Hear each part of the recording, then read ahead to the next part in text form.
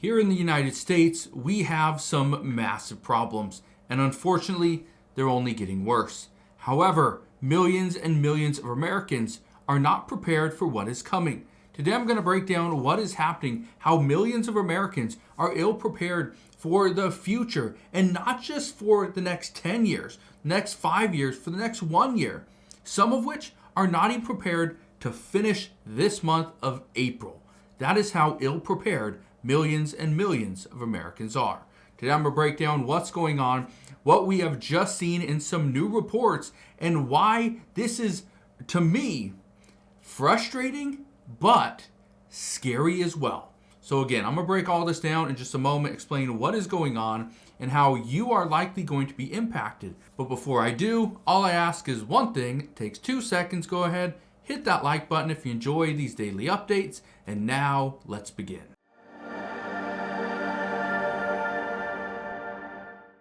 So what is going on right now that has millions of Americans ill prepared for the future?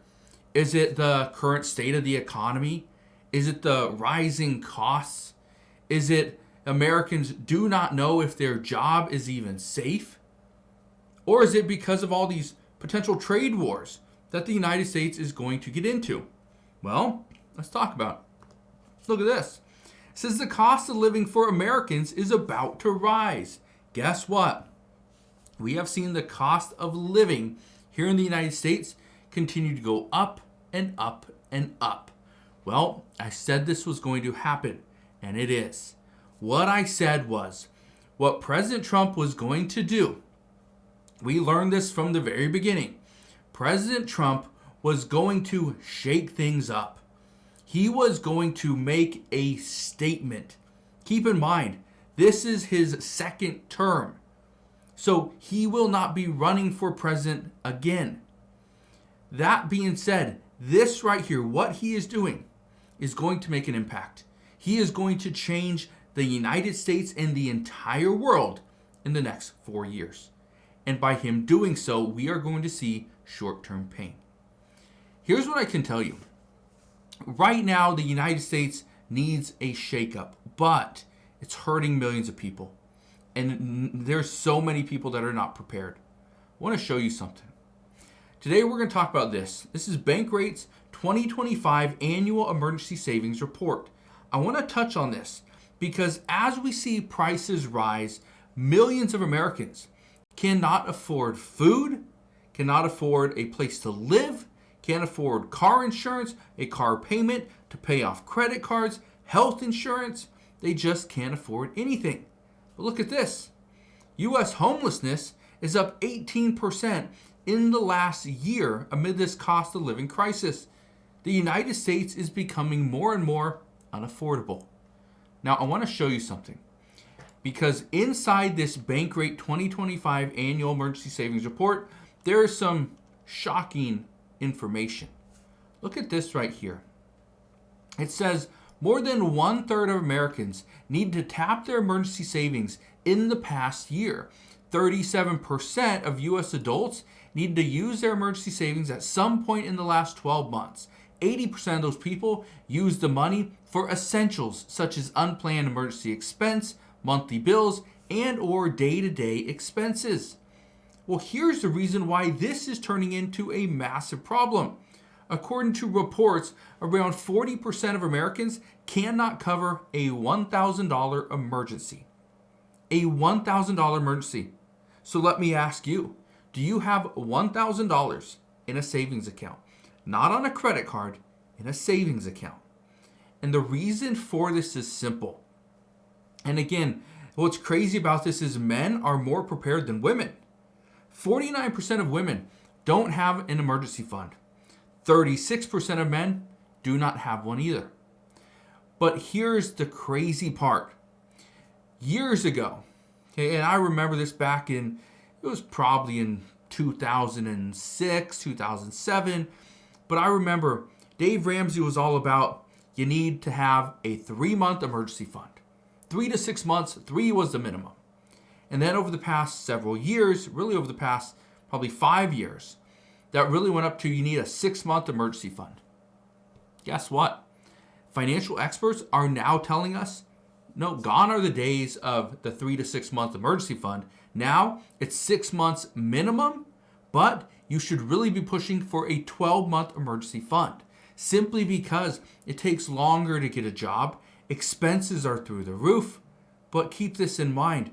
If we are seeing 40% Americans can't even cover a 1 month emergency, that's of $1,000. Okay? How are people supposed to go from trying to afford a $1,000 emergency and building up that fund to now being able to put 12 months of expenses in the bank? That's what's shocking. Listen to this.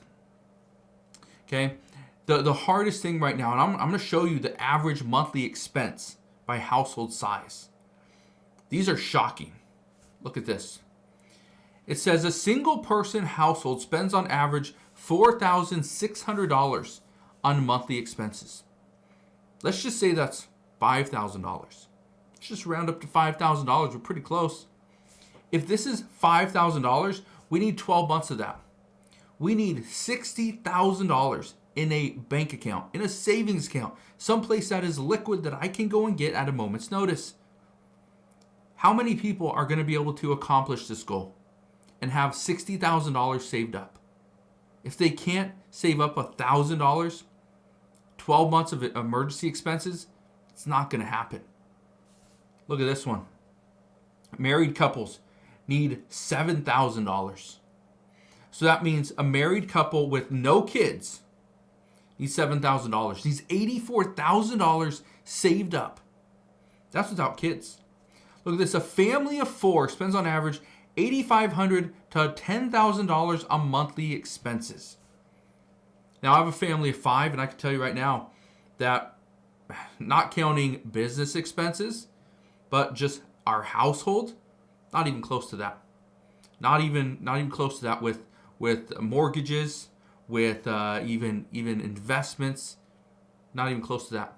I keep my expenses as low as possible. Have no car payments. Okay? Have absolutely no car payments. Just mortgages. That's it. I'm not even close to that. But keep this in mind.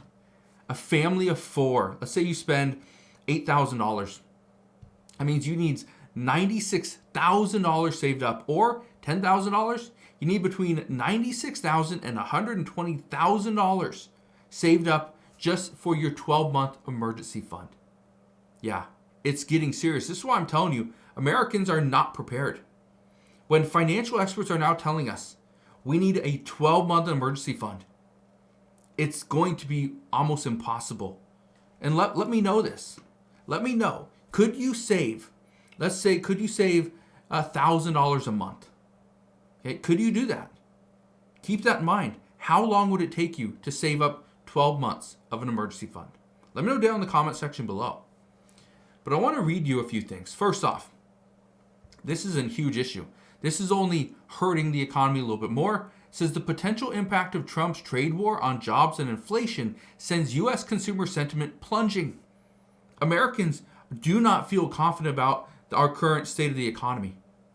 We have, even during the pandemic, even during the first year of the pandemic in 2020, the consumer sentiment was not as bad as it currently is today.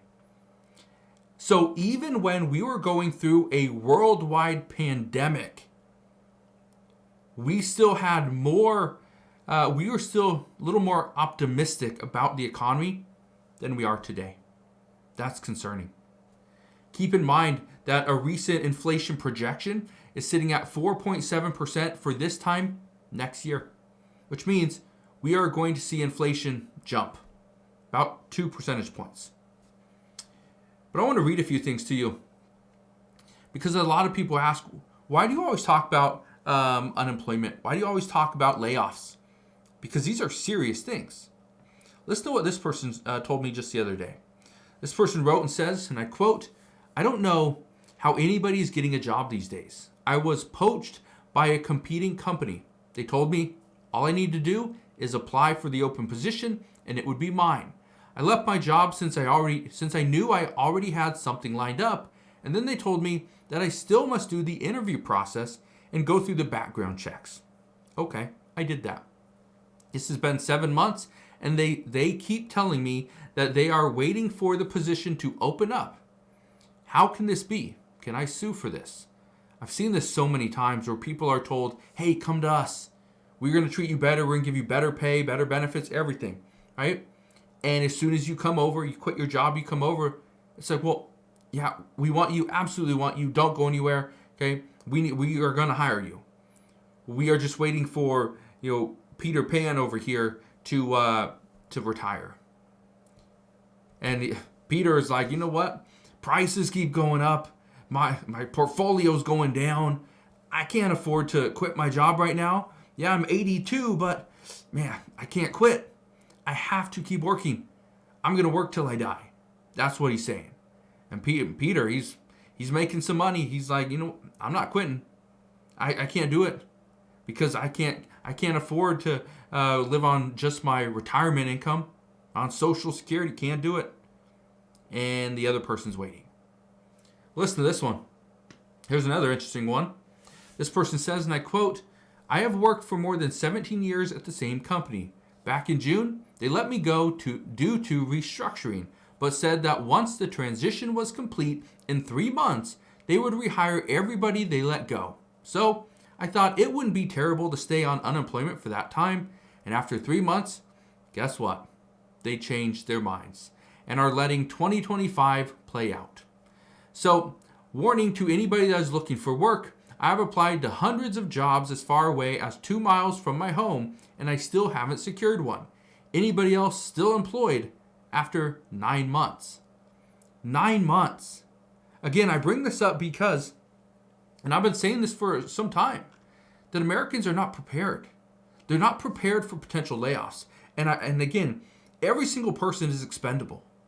It doesn't matter if you're the CEO, the janitor, the receptionist, the vice president, okay, the marketing director. It doesn't matter. Every single person is expendable. And I've been telling this to friends and family members to be prepared. Have your resume ready to go because you never know when it will be your last day at your current job. So, I just want to leave you with that. Understand right now that what we are facing is something that we really haven't faced during the pandemic. We didn't face these issues during the financial crisis, right? What is going on right now is somewhat shocking and unpredictable. That's the worst thing we can experience because we do not know how to prepare. So again, if you have any questions regarding any of this stuff, please ask your questions down in the comment section below. But as of today, that is what we know. So again, thank you guys for watching. Consider subscribing, and I'll see you guys on the next one.